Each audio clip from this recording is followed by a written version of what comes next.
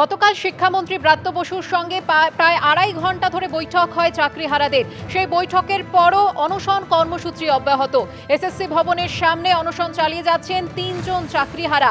আর এবার যে বিষয়কে কেন্দ্র করে নতুন করে উত্তেজনা সৃষ্টি হলো, রোদ বৃষ্টির হাত থেকে বাঁচতে ছাউনি দিতে গেলে চাকরিহারাদের বাধা দেওয়ার অভিযোগ। ফাস্ট ফুড তো ফাস্ট লাইফের একটা পার্ট, সো প্রবলেম তো হবেই, বাট আমার সলিউশন তারা 5 দশক ধরে গ্যাস অম্বল ও পেটের সমস্যার একমাত্র সমাধান গ্যাস নল। চাকরিহারারা বলেন যে তাদের বাধা দেয় পুলিশ।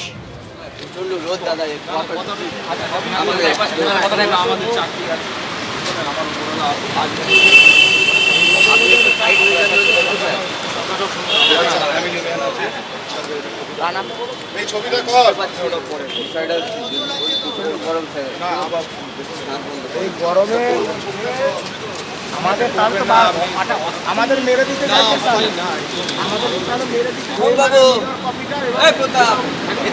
সেটা প্রকাশ করে দিতে আমরা টানাবো না। মুখ্যমন্ত্রীকে বলুন না আপনারা। আচ্ছা, মানে অর্ডারটা যাবে না, একটা অনশন জানো না, রোদের মধ্যে না, এটা করতে হবে না, করবেন না, না করবেন না, যে ছবি আমরা দেখলাম, যেখানে পুলিশ আধিকারিকের তরফ থেকে স্পষ্ট জানিয়ে দেওয়া হলো যে কোনো ছাউনি টাঙানো যাবে না, সরাসরি চলে যাব ঐশী মুখোপাধ্যায় আমাদের প্রতিনিধির কাছে। ঐশী, এই মুহূর্তের ছবি।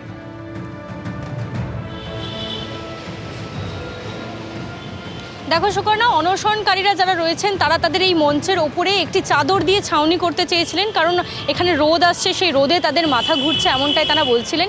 কিন্তু সেখানেই দেখা গেল যে ছাউনি করতে গিয়ে পুলিশি বাধার সম্মুখীন হলেন তারা।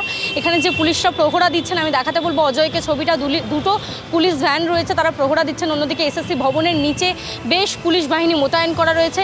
সেই পুলিশরা এসে তাদেরকে জানালেন এবং বাধা দিলেন এই ছাউনি করতে, এবং পরবর্তীতে জানালেন যে এখানে কোনো ছাউনি করা যাবে না, উচ্চপদস্থ আধিকারিকরা আসলে তাদের সঙ্গে কথা বলতে, তবে ছাউনির কোনো রকম অনুমতি তারা দিতে পারবেন না। এখানে রয়েছেন একজন অনশনকারী, তার সাথে কথা বলবো।